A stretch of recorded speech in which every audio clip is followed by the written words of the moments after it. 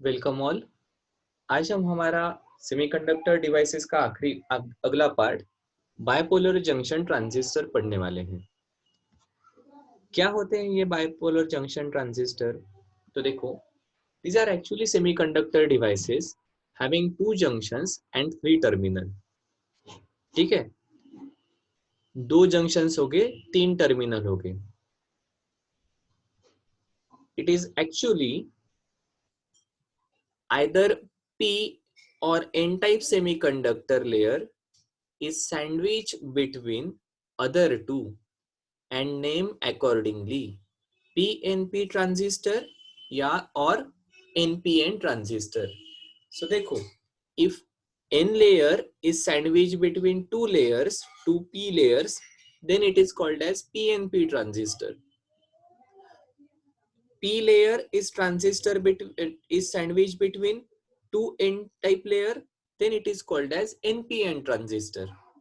ठीक है, सो इस प्रकार से यहाँ पर PN एक जंक्शन, NP दूसरा जंक्शन, ऐसे दो जंक्शन और P एक टर्मिनल, N दूसरा टर्मिनल, P तीसरा टर्मिनल। यहाँ पर भी NP एक जंक्शन, PN दूसरा जंक्शन, N एक टर्मिनल, P दूसरा टर्मिनल, N तीसरा टर्मिनल। सो इस प्रकार से यहाँ पर तीन टर्मिनल्स रहेंगे, दो जंक्शंस रहेंगे। As the current in transistor is carried by both मतलब दोनों टाइप के charge carrier, electrons and holes, they are called as bipolar junction transistor। Three dope regions, transistor has three dope regions and two back-to-back PN junction। Transistor की अगर अपने को diagram दिखानी होगी तो देखो, हम इस प्रकार से डायग्राम निकालते हैं।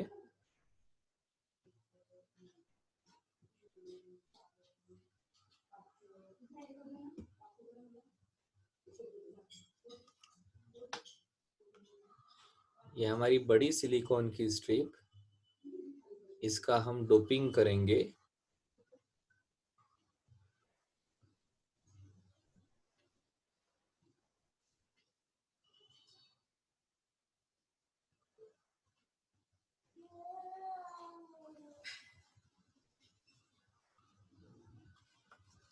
So this region is either P region, ये N रहेगा, ये फिर से P रहेगा। हर एक रीजन का एक टर्मिनल रहेगा, एक, दो, तीन। ठीक है, अब ये जो पहला वाला पार्ट रहेगा, it is called as ammeter.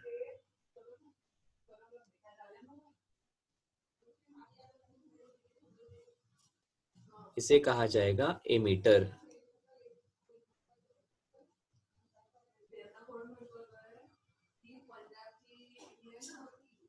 ठीक है, एमीटर क्या रहेगा? Emitter is thick heavily dope layer, thick रहेगी, हेवीली डोप रहेगी, and it supplies majority charge carriers. ये चार्ज कैरियर्स देते हैं, that's why it is called as emitter, emit करने वाले। दूसरा रीजन रहेगा, it is called as base region, it is called as base region. It is thin और इसका doping भी कम रहेगा। ठीक है, और जो बड़ा दिख रहा है, दिस इज कलेक्टर रीजन। ठीक है, इसका एरिया भी ज्यादा रहेगा and it is moderately dope. So collector is moderately doped, base is lightly doped, emitter is heavily doped। ठीक है, कलेक्टर रीजन इज लार्जेस्ट और बेस स्मॉलेस्ट रहेगा। ठीक है,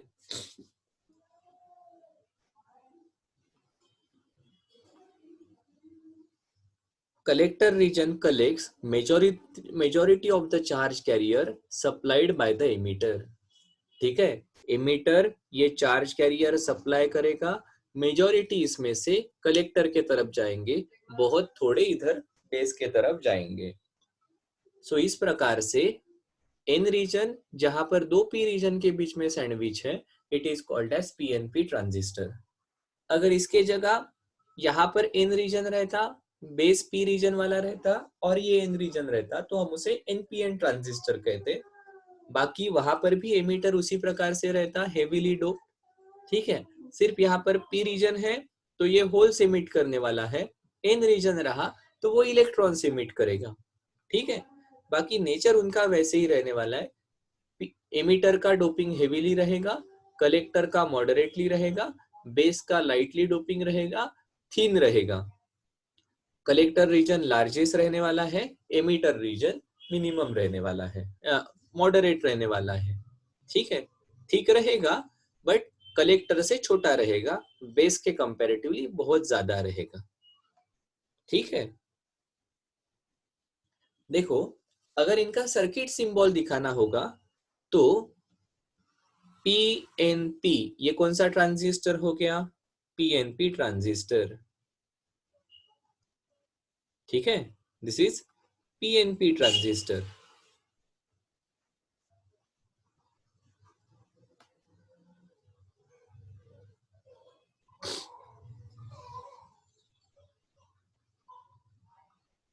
और ये एमिटर बेस जो जंक्शन है, इसको हमेशा हम जब सर्किट सिंबल दिखाएंगे तब इसे फॉरवर्ड बायस में दिखाना चाहिए. In forward bias condition current flows from emitter to P to N region. अब एमिटर का पी है, बेस का एन है, इसलिए करंट की डायरेक्शन पी टू एन दिखाई है. तीसरा टर्मिनल कलेक्टर का रहेगा. यही एनपीएन ट्रांजिस्टर रहा तो यहाँ पर बेस पी टाइप है और एमिटर एन टाइप है. फॉरवर्ड बायस कंडीशन में मतलब पी से लेकर एन तक, that is base to emitter, ये एरो की डायरेक्शन रहेगी. This is typical circuit symbol for PNP transistor, NPN transistor. ठीक है, तीनों टर्मिनल्स दिखाने, सिर्फ एमिटर बेस जो जंक्शन है हमारा, यहाँ पर हम फॉरवर्ड बायस कंडीशन में जो करंट की डायरेक्शन रहेगी वो दिखाते हैं. जैसे अभी दिखाया था, एमिटर का रीजन इंटरमीडिएट है, बेस सबसे छोटा है, एन सबसे, कलेक्टर सबसे बड़ा है. यहाँ पर electrons will be majority charge career. This is NPN transistor.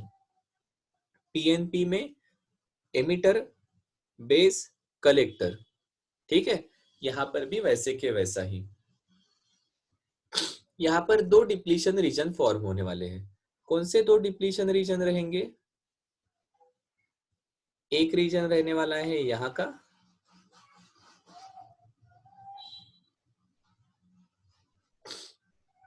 NP, दूसरा दैट इज एमिटर बेस, दूसरा रहेगा कलेक्टर बेस. ये दो जंक्शंस रहेंगे, एमिटर बेस, कलेक्टर बेस. यहाँ पर भी एमिटर बेस, कलेक्टर बेस. अगर इस डिप्लीशन रीजन के रेजिस्टेंस के बारे में बात करेंगे तो एमिटर बेस जंक्शन जो रहेगा इसका रेजिस्टेंस कम रहेगा, because it is always in forward bias. Generally हम जब इसे यूज करेंगे तब इसे फॉरवर्ड बायस कंडीशन में यूज करेंगे. सो majority of the current emitter के थ्रू बेस में जाना चाहिए. बेस कलेक्टर जंक्शन जो है इसका रेजिस्टेंस बहुत ज्यादा रहेगा, बेस कलेक्टर का रेजिस्टेंस ज्यादा रहेगा. Generally emitter base junction in forward bias and base collector junction in reverse bias condition is used. ठीक है, सो ये रहा हमारा सर्किट का symbol. This is structural arrangement. ठीक है, PNP, PNP, this is NPN, this is NPN. तीन terminals, emitter, base, collector, दो बैरियर या दो depletion region, NP, PN, PN, NP. इनका वर्किंग देखते हैं. सो देखो हमारा दिस इज एनपीएन ट्रांजिस्टर।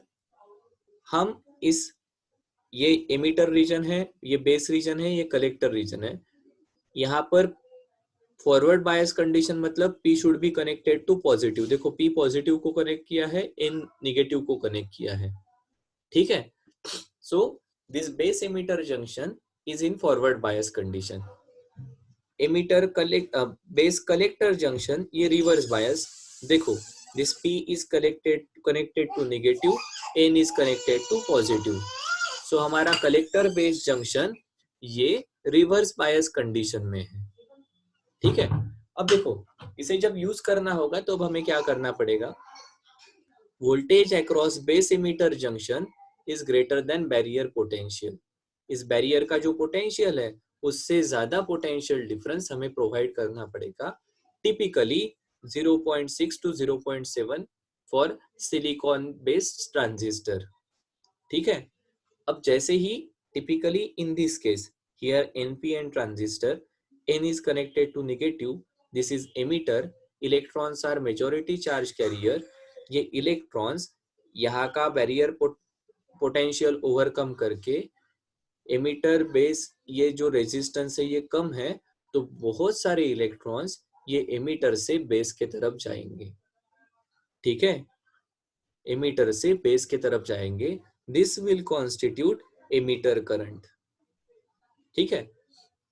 अब क्या होगा, एमिटर से बेस में इलेक्ट्रॉन्स आ गए, ठीक है। एनपीएन में electrons are majority charge carrier, ये इलेक्ट्रॉन्स एमिटर से बेस की तरफ आए। अब ये रिवर्स बायस है, ठीक है। This N region is connected to positive.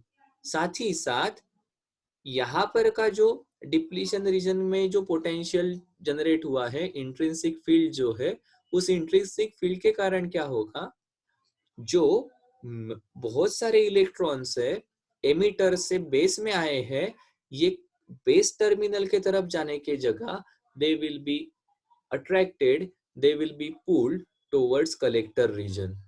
और इसके कारण 95% of charge carrier which has come from emitter will pass to collector region, and only 5% of the charge या charge carrier will move towards base terminal। so इसके कारण होगा क्या, 95% of emitter current passes to collector as collector current, while only 5% of emitter current passes to base as base current। so emitter जिसके पास बहुत ज्यादा charge carrier है, ये charge carrier base reason में आए, इसकी इंट्रिंसिक फील्ड के कारण ये इलेक्ट्रॉन्स ये हमारे कलेक्टर रीजन के तरफ अट्रैक्ट हुए। ये इलेक्ट्रॉन कलेक्टर रीजन के तरफ गए, सिर्फ 5% इस बेस टर्मिनल के तरफ गए हैं, ठीक है। ये एमिटर करंट जो है it is given by IE। This is potential difference between base emitter junction, it is called as VBE। Base के थ्रू जो करंट जाएगा it called as base current, और यहाँ से कलेक्टर के तरफ जो करंट जाएगा it is called as collector current, and this is potential difference across base collector junction, ठीक है। जनरली हम इस एमिटर बेस सर्किट को इनपुट सर्किट कहते हैं, दिस कलेक्टर बेस सर्किट को हम आउटपुट सर्किट कहते हैं, ठीक है। हमारे ट्रांजिस्टर के 3 टाइप के कॉन्फ़िगरेशन हैं, जैसे आप यहाँ पर देख रहे हो, हमारा बेस ये इनपुट सर्किट में भी है, आउटपुट सर्किट में भी है, because this is common base transistor. ये जो टिपिकल डायग्राम हम देख रहे हैं, this base is part of input circuit as well as output circuit. So इस प्रकार से common base, common emitter and common collector इस प्रकार के कॉन्फ़िगरेशन ट्रांजिस्टर में रहते हैं।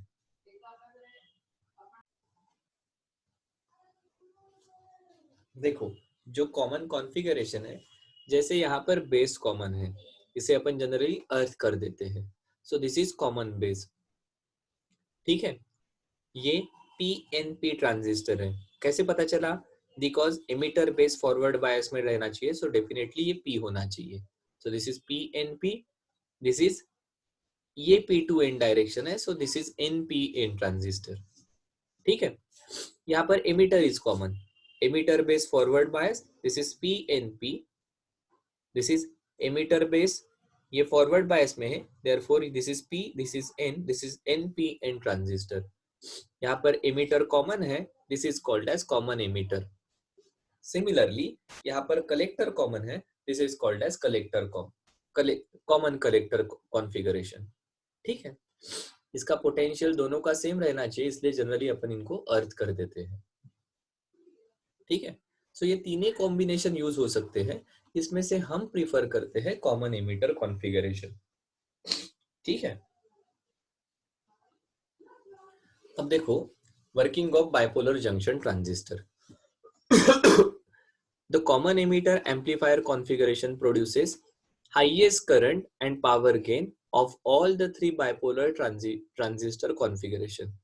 ध्यान में आया? Why we prefer common emitter? Because it gives us highest current and power gain. ठीक है?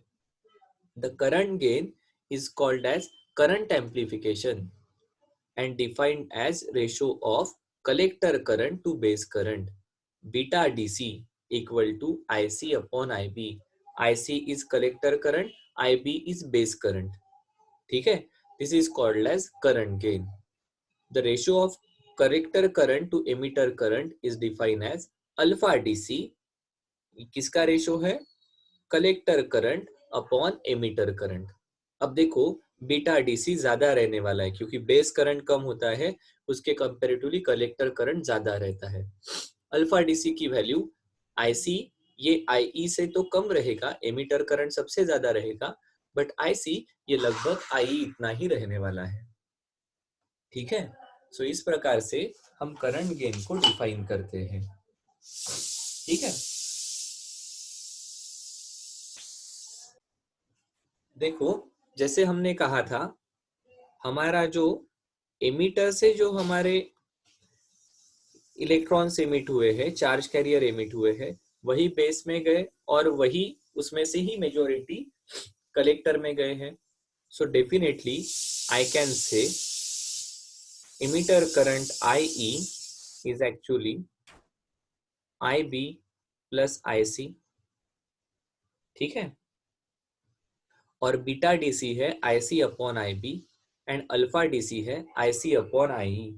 सो देखो यहां से मैं IC की वैल्यू लिख सकता हूं, यहां से आप लिखोगे IC equal to beta into IB, और यहां से आप IC को लिखोगे अल्फा इंटू IE। ठीक है, तो देखो इस IE में अगर मैं वैल्यू पुट करता हूं तो क्या हो जाएगा? Alpha equal to IC upon IE क्या है? IB plus IC।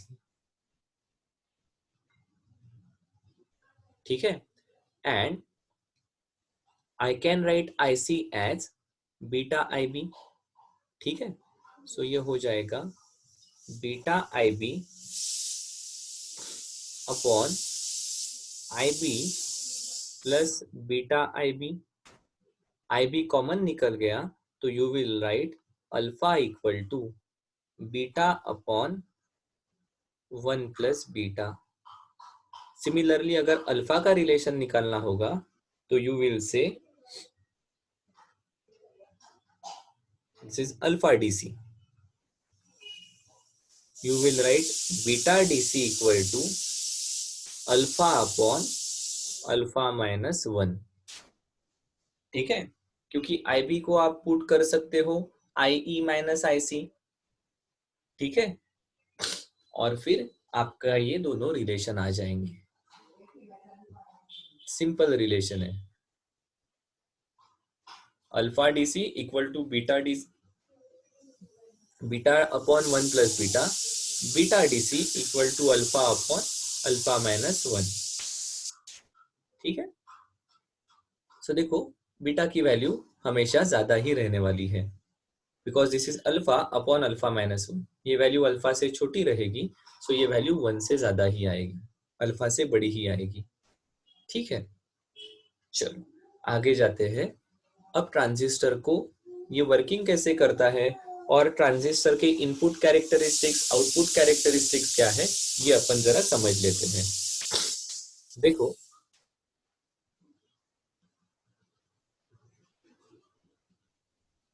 ये है हमारा एमीटर जो करंट मेजर करने वाला है, ठीक है।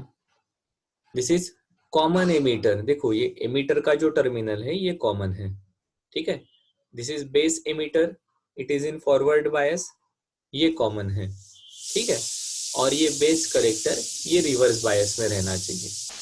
This is collector emitter potential, excuse me, this is base emitter potential, ठीक है। देखो, positive is connected with base, negative is connected with emitter, so base emitter is in forward bias, ठीक है। अब देखो, the variation of IB with VBE. IB is base current with VBE. Potential difference between base emitter junction is called as input characteristics. ठीक है? This is carried out at constant collector emitter potential. ठीक है? Input circuit में voltage vary करने से base current कितना vary होता है, जब आउटपुट सर्किट का वोल्टेज कांस्टेंट है, is called as input characteristics of transistor, ठीक है। यहां पर आप इनपुट डायनामिक रेजिस्टेंस डिफाइन करते हो, it is given as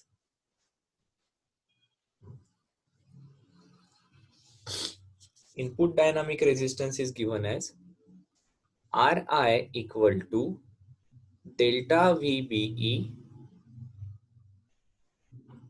upon delta IB। Input current के थोड़े से चेंज के लिए या इनपुट वोल्टेज के थोड़े से चेंज के लिए चेंज होने वाले इनपुट करंट का ratio is equal to dynamic input resistance.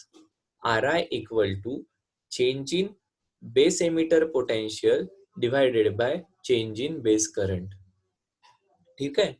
This is typical graph. जब देखो, ये हमने कलेक्टर एमिटर के बीच का पोटेंशियल डिफरेंस कांस्टेंट रखा है 10 वोल्ट, जैसे यहाँ पर मेंशन किया है।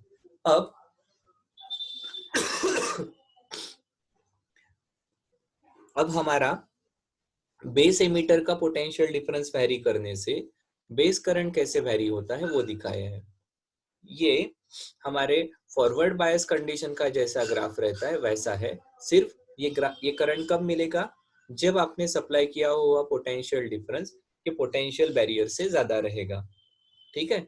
0.6 टू 0.7 इससे ज्यादा है तो हमारे फॉरवर्ड बायस में जैसा करंट मिलता है वैसा करंट मिला है, ठीक है। This is called as input dynamic resistance. अब उसी प्रकार से variation of IC collector current with variation in collector emitter potential is called as output characteristic. ये इनपुट नहीं, यहाँ पर आउटपुट चाहिए। This is called as output characteristics, ठीक है।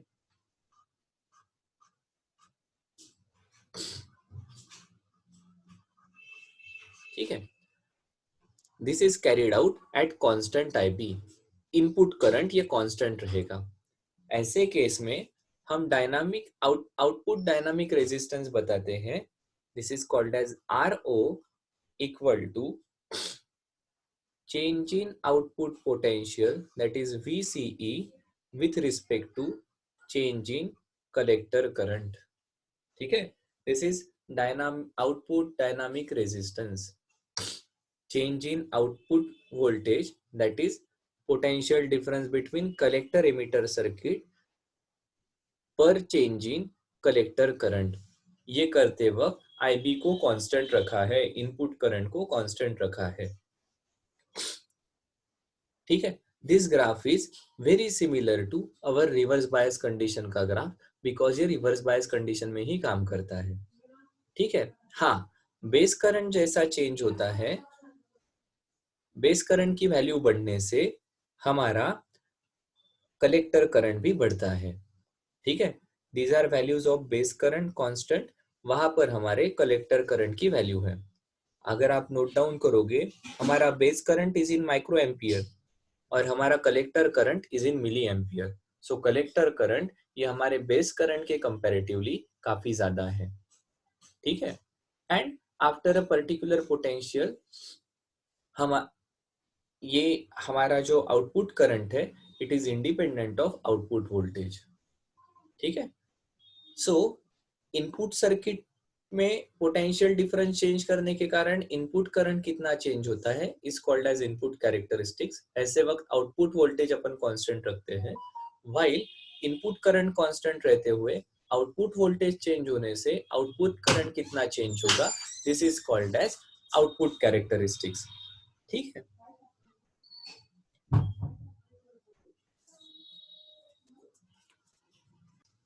अब देखो, अब हम इस ट्रांजिस्टर को एम्पलीफायर करके कैसे यूज करते हैं देखेंगे।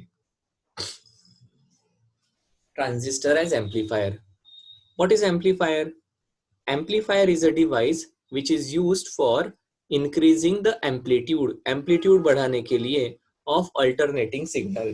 This alternating signal may be voltage, may be current, may be power. ठीक है। हम यहाँ पर NPN transistor in common emitter mode ये कंसिडर करने वाले हैं। This is NPN।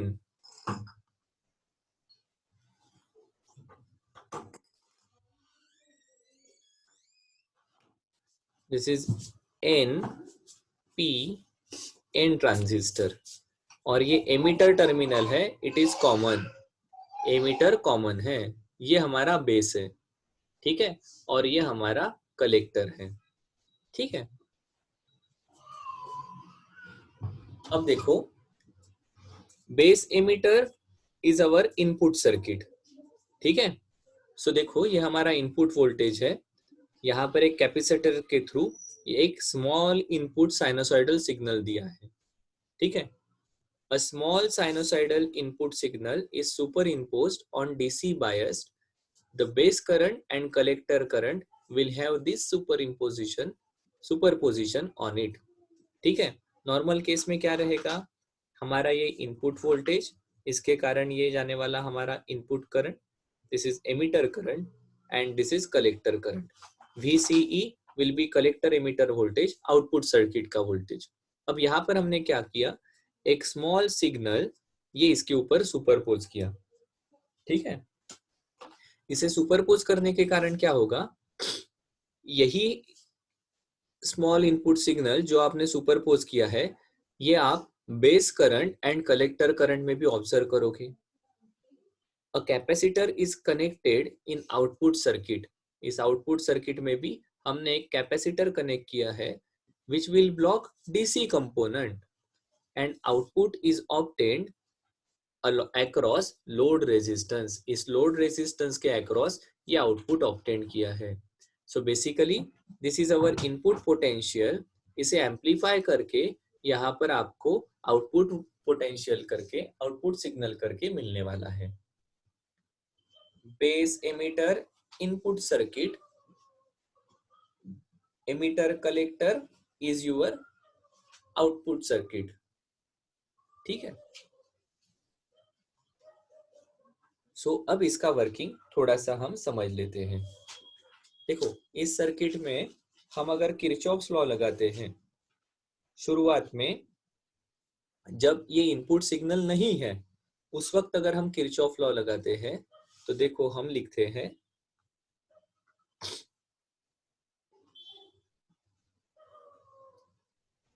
VCC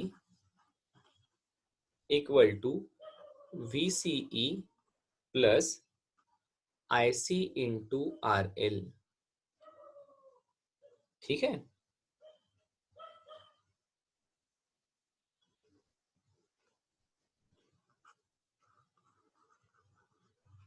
this is in output loop.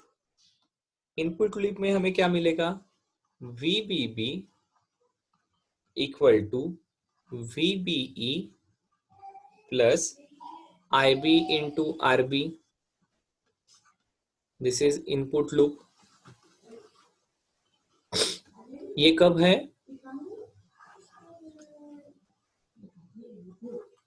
Input signal ये नहीं अप्लाई किया है।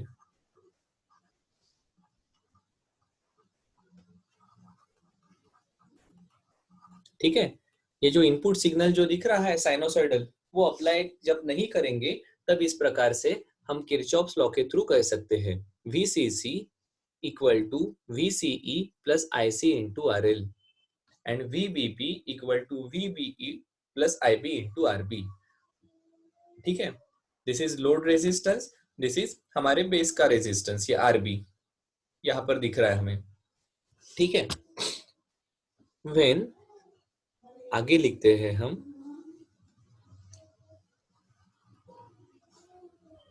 when some input signal is applied,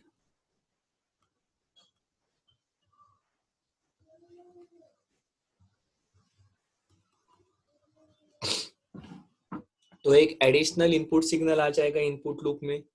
सो वहां पे हमें लिखना पड़ेगा VBE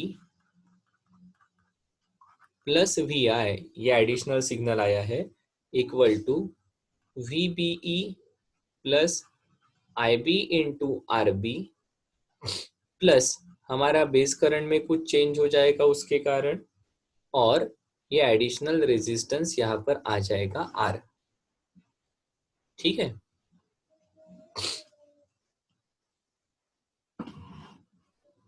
अब because of this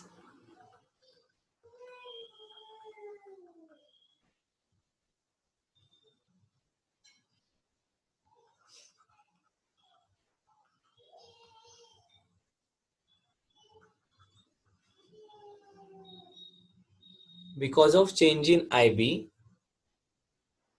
we can write change in IB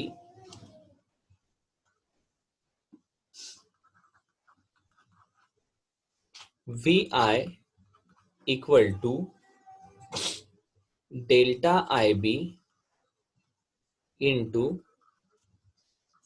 RB plus R is equal to delta IB into R as RB is very small।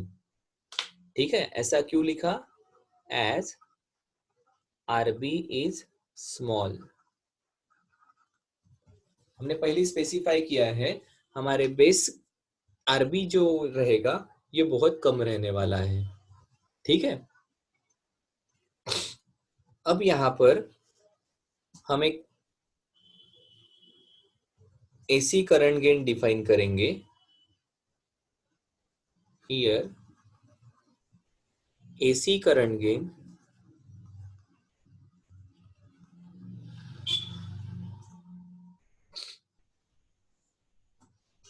Beta AC equal to IC upon IB, अभी थोड़ी देर पहले हमने देखा था। ठीक है, this AC current gain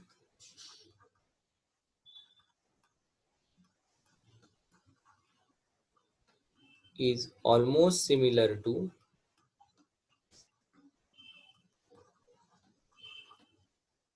DC current gain.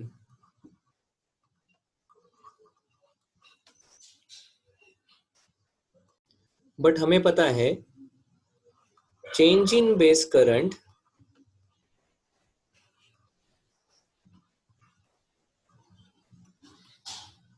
causes change in collector current.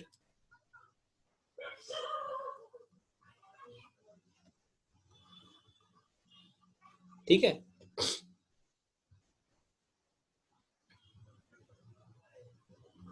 but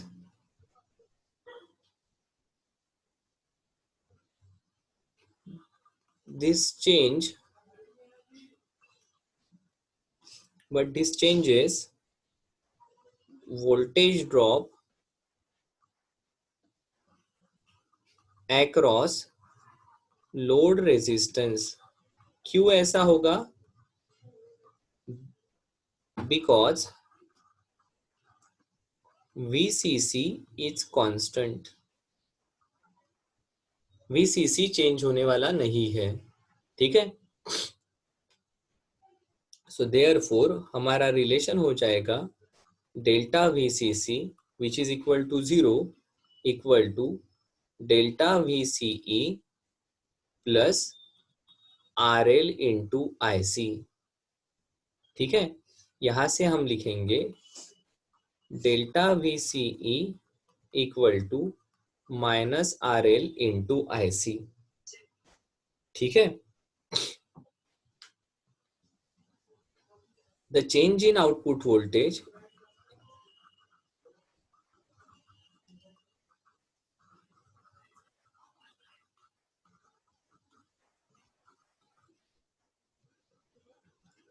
is actually our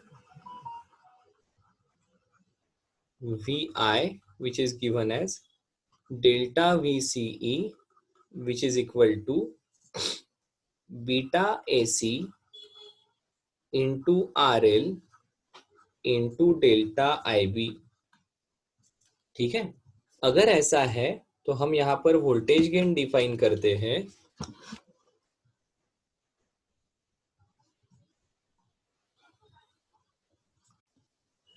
सो देखो, यहाँ पर हम current gain define, voltage gain define करते हैं।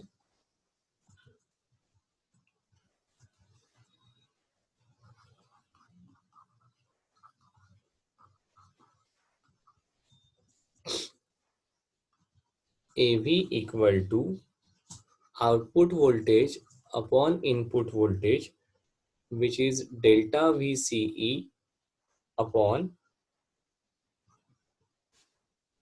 RI into delta IB। ठीक है, एंड वोल्टेज गेन को दे देंगे अपन minus of beta AC into RL upon RI।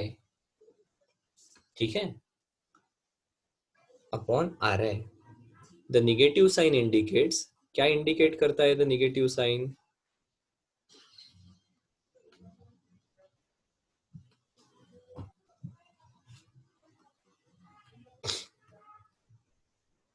Input voltage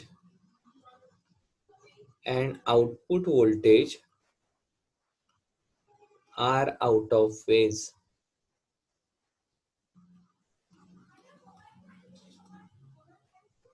ठीक है, और यहाँ पर हम पावर गेन भी डिफाइन करते हैं। AP equal to beta AC into AV, that is power gain equal to current gain into voltage gain। ठीक है, इस प्रकार से आप ट्रांजिस्टर को एम्पलीफायर करके यूज कर सकते हो, जहां पर वोल्टेज गेन भी होगा और पावर गेन भी होगा।